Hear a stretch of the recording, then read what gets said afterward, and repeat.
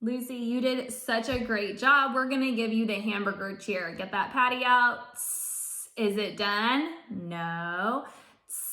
Is it done? No. Is it done? Well done.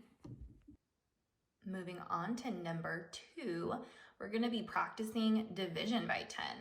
And so we've seen these types of problems before. If you know, and you do know, that 5 times 10 equals 50, then you know that I'm going to put, remember when we are doing division, we're going to put our largest number here. That would be our answer to our multiplication problem. Our product would go here. 50 divided by 10. And remember, if you don't know that, I want you to keep in mind that these are fact families. So the numbers will match up. We have 50 and 50, 10 and 10. The 5 would go here, but if you want me to prove that to you, and I will, we want to think about our thinking here. We need to count by 10s up to 50 and look at our hands. 10, 20, 30, 40, 50. So the answer is 5.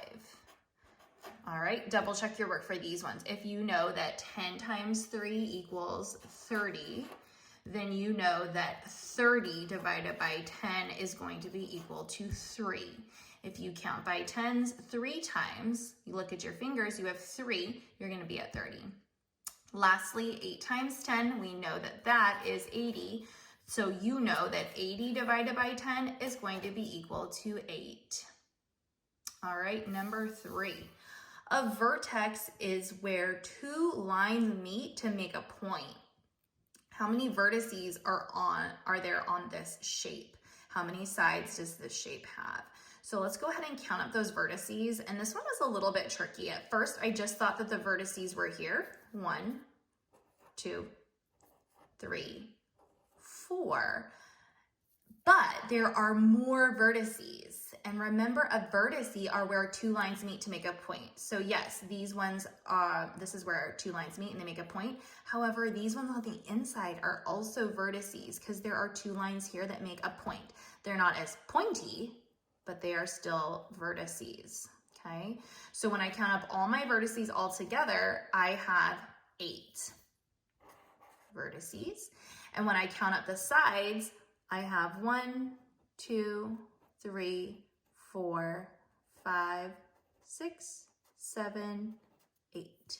And so I know I'm a Scholar Empowered Learner, and so are you, because you are John Adams Academy Scholar.